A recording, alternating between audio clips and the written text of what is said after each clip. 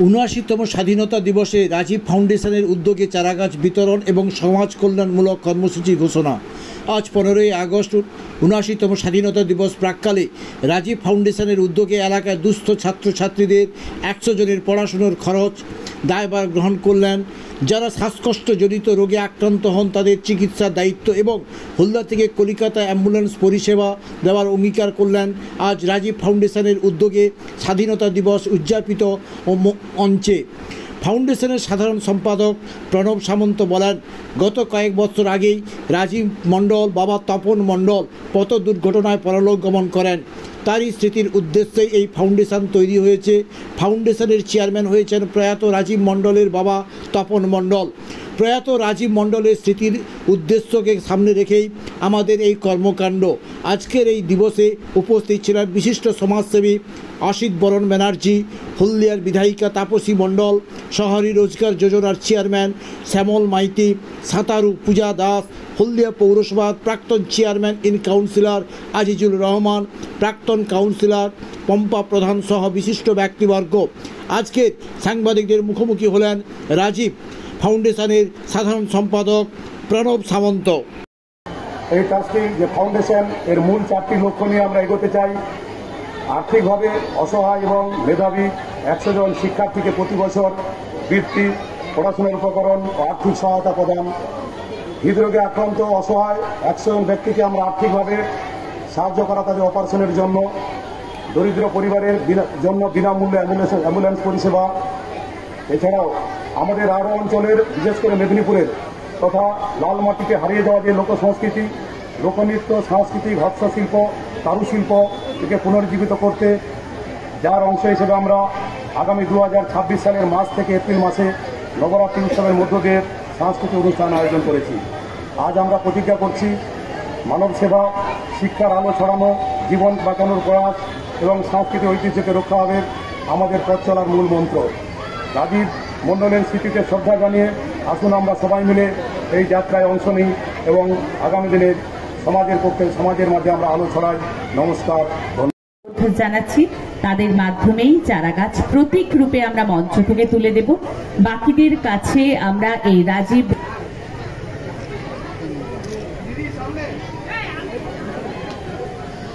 একটু সামনে তো আসতেই হবে। আমাদের চালিকা শক্তি, যার মানুষের মুখে হাসি ফোটান, তাদের মাধ্যমেই আমরা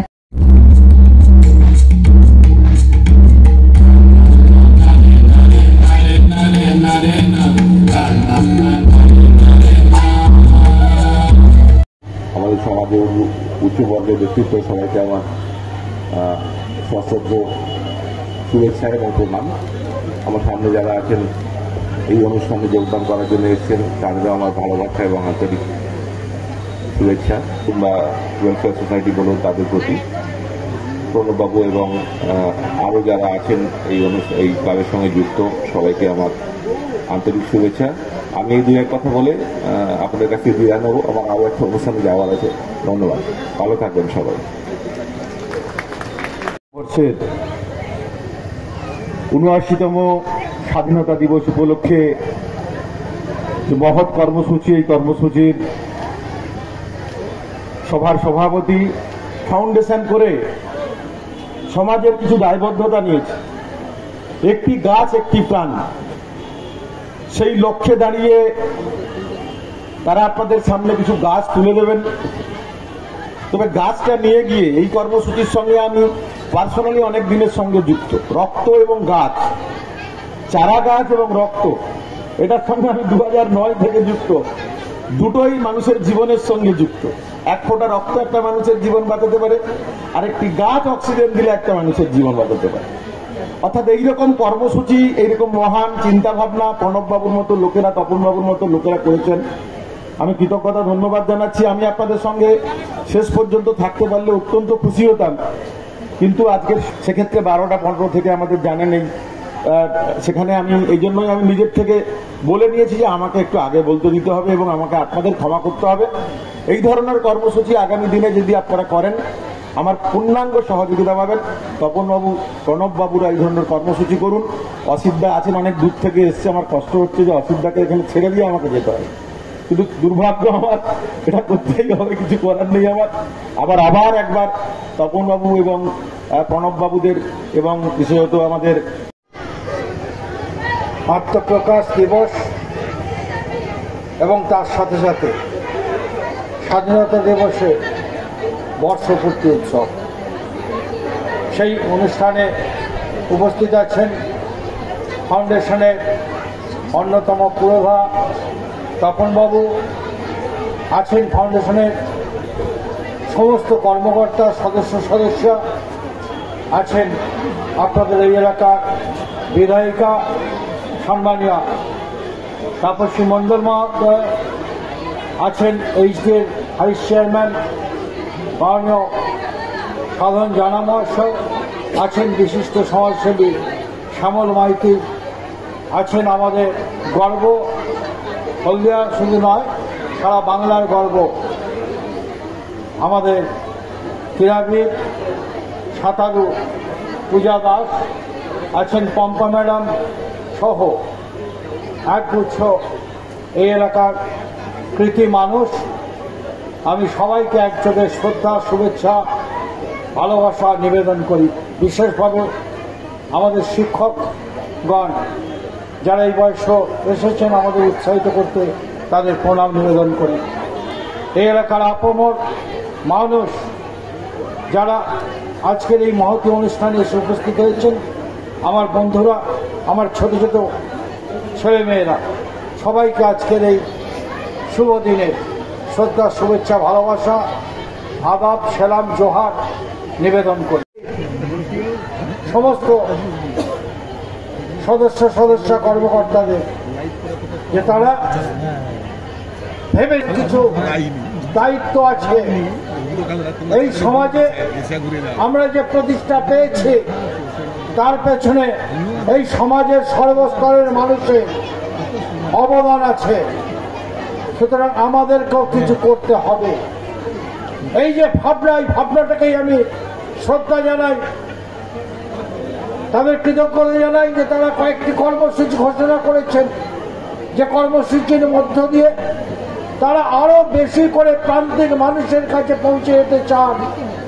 সমাজে যারা পেছিয়ে আছেন তাদের বার্তা দিতে চান, কেউ একা নও, আমরাও তোমাদের পাশে আছি, এগিয়ে চলো, চলো আমরা সবাই মিলে এগিয়ে যাই। বাঁচা, নিজের পায়ে দাঁড়াবা প্রচেষ্টা, এই দুই প্রচেষ্টার মধ্য দিয়ে, কারণ যতক্ষণ না তারা অর্থনৈতিকভাবে স্বাবলম্বী হচ্ছেন ততক্ষণ সমাজের এই অর্ধেকটা অংশ উপেক্ষিত থাকবে। এই বাস্তব দিনে বুঝেছেন, তাই কেবল বক্তৃতা নয়, বাস্তবে কর্মসূচির মধ্য দিয়ে এই সব থেকে অনগ্রসর শ্রেণী আমাদের মায়েরা, আমার বক্তৃতায় আমরা অনেক সম্মান জানাই, কিন্তু বাস্তবে আমরা তাদের উপেক্ষা করি, এটা বাস্তব। এরকম একটি মহতী অনুষ্ঠানের সভাপতি এবং এই মঞ্চে উপস্থিত সকল গুণীজন বৃন্দকে আমার সশ্রদ্ধ প্রণাম জানাই, এবং সেই সঙ্গে যারা দেশ মাতৃকার পরাধীনতার শৃঙ্খল ছেড়ে স্বাধীনতা নিয়ে এসেছিলেন এবং এই স্বাধীনতা আনতে গিয়ে যারা আত্মবলিদান দিয়েছেন, তাদের স্মৃতির প্রতি আমি শ্রদ্ধা জানাই। সেই সঙ্গে এই রাজীব ওয়েলফেয়ার ফাউন্ডেশনের সকল কর্মকর্তাদের আমার প্রণাম জানাই। আজকে এনারা শুধু জাতীয় পতাকা উত্তোলনই নয়, শহীদ বেদিতে মাল্যদানের মধ্যে শুধু সীমাবদ্ধ নয়, আজকে এনারা চারা গাছ বিতরণের মধ্য দিয়ে পরিবেশকে রক্ষা করার দায়িত্ব নিয়েছেন, যা আজকের দিনে মানুষের বাঁচার জন্য খুবই প্রয়োজন। আমরা এই দিনটি উদযাপনের মধ্য দিয়ে আমরা স্বাধীনতা আন্দোলনের স্মৃতিচারণ যেমন করি, তেমনি যারা আত্মবলিদান দিয়েই কেন স্বাধীনতা এনেছিলেন সেটাও কিন্তু আমাদের জানা দরকার এবং নতুন প্রজন্মকেও জানাতে হবে। সাম্য, ঐক্য, শান্তির জন্য এই স্বাধীনতা আন্দোলন হয়েছিল, যেখানে কোনো ভেদাভেদ থাকবে না, যেখানে সবার সমান অধিকার পাবে এবং গণতন্ত্রই শেষ কথা হবে। এবং এর বিশ্লেষণ খুব প্রয়োজন, তবেই আমরা এই গর্বের স্বাধীনতাকে আমরা নতুন প্রজন্মের কাছে উপহার দিতে পারবো। আমরা স্বাধীনতার ৭৮টা বছর আমরা পেরিয়ে এসেছি, কিন্তু আমরা লক্ষ্য করেছি যে সমাজের অনেক ক্ষেত্রে, নানান ক্ষেত্রে সমাজে অবক্ষয় নেমে এসেছে, যা এই স্বাধীন ভারতের কাছে খুবই লজ্জার। বিশেষ করে নারীরা, তারা সমাজের বিভিন্ন ক্ষেত্রে ভিন্ন জঘন্য অত্যাচারে তারা শিকার হচ্ছেন। আর যার জন্য এই সমাজকে সচেতন করার জন্য আমাদেরকেই দায়িত্ব নিতে হবে। এখন অনেক প্রতিষ্ঠান গড়ে উঠেছে যারা সরকার প্রশাসনের সঙ্গে একসাথে সমাজ গড়ার কাজে যুক্ত হয়েছেন। আবার অনেক প্রতিষ্ঠান এরকম গড়ে ওঠে, কিন্তু তারা শেষ অবধি তাদের লক্ষ্য পূরণ করতে পারে না। আমি আশা রাখবো এই রাজীব ওয়েলফেয়ার ফাউন্ডেশন, ওনারাই সমাজ গড়ার কাজে যুক্ত হবেন। এবং আমি বলবো শেষে, ওনাদের এই যে চারা গাছ যত বড় হবে, এই রাজীব ওয়েলফেয়ার ফাউন্ডেশনের শ্রীবৃদ্ধিও তত ঘটবে, এই আমি প্রত্যাশা রাখবো। এই বলে আমি আরো একবার সকলকে আমার প্রণাম জানিয়ে আমি আমার কথা শেষ করব। ধন্যবাদ।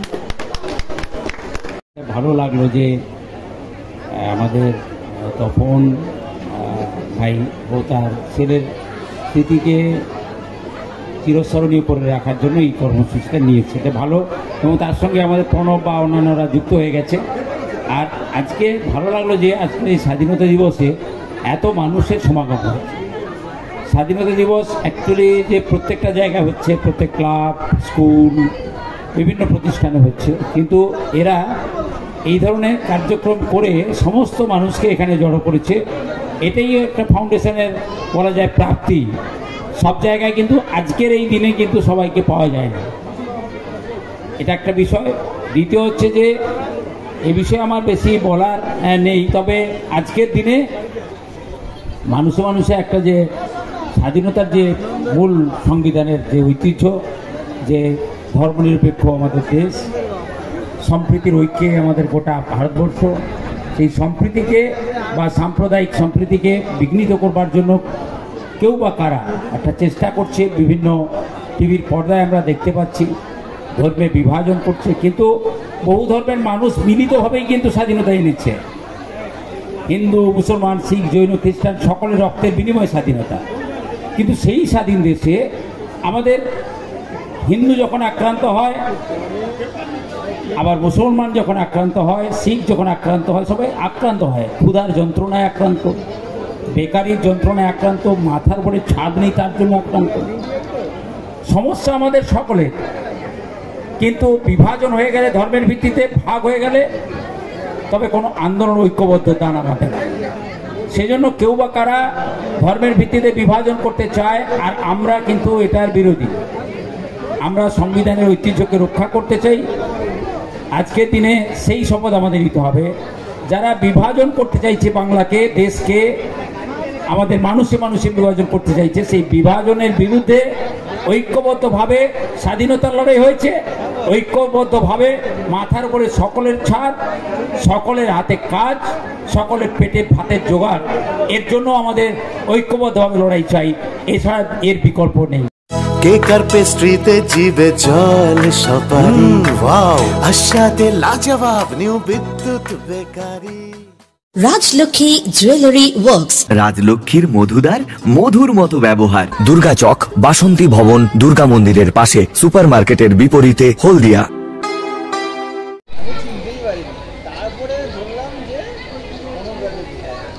আমি বার্তা বলতে আজকের এই পূর্ণ দিনে তারা এখানে আসার সুযোগ করে দিয়েছি, সেই জন্য কৃতজ্ঞতা জানাবো। এবং এই অনুষ্ঠানের মাধ্যমে এলাকার সমস্ত মানুষকে স্বাধীনতা দিবসের শুভেচ্ছা, শ্রদ্ধা, ভালোবাসা, আদাব, সেলাম, জোহার নিবেদন করব। আর বিশেষ করে রাজীব ফাউন্ডেশনকে বলবো, তারা যে মহৎ উদ্দেশ্যে তারা অলরেডি ঘোষণা করেছেন ইতিমধ্যেই যে তারা কি লক্ষ্য রেখে এগোতে চান। সমাজের পেছিয়ে পড়া মানুষদের পাশে থাকার বার্তা তারা দিচ্ছেন, এবং সমাজের মূল যে সমস্যা, আমাদের পরিবেশের সমস্যা, তাকে রক্ষা করার বার্তা দিচ্ছেন। তাই আমি তাদের সাফল্য কামনা করব। আমরা আমাদের শুরুতে